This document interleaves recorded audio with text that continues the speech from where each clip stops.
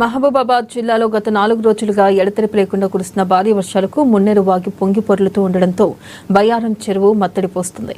అయితే పాండవులగుట్ట జలపాతం, చింతోని గుంపులోని వంకమడుగు జలపాతాలు తెల్లని పాలధార వలె పొంగి పొర్లుతున్నాయి. ఈ నేపథ్యంలో పర్యాటకుల సందడి మొదలైంది. కొండపై నుంచి జాలువారుతున్న జలపాతంలో యువకులు ఉత్సాహంగా కేరింతలు కొడుతూ సందడి చేశారు. మహబూబాబాద్ జిల్లా నుంచి ఇక్కడికి వచ్చాను. మహబూబాబాద్ జిల్లాలోని బయ్యారం మండల కేంద్రంలో ఉన్నటువంటి పాండవులగుట్ట మీద వెలిసినటువంటి ఈ జలపాతం చాలా ఆనందంగా ఉంది.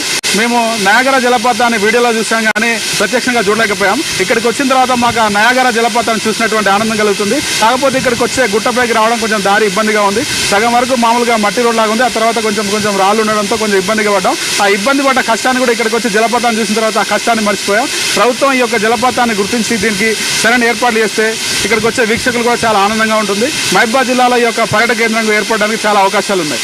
బయ్యారం మండలంలోని పాండవులగుట్టకు విచ్చేసినాను మా ఫ్రెండ్స్ తోటి.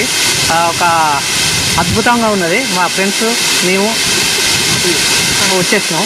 దగ్గర 2 కిలోమీటర్లు పైకి గుట్ట ఎక్కేటప్పుడే కొద్దిగా ఇబ్బందిగా ఉన్నది. తర్వాత పోయిన తర్వాత కూలింగ్ వాతావరణం బాగున్నది, బాడీకి బాగున్నది.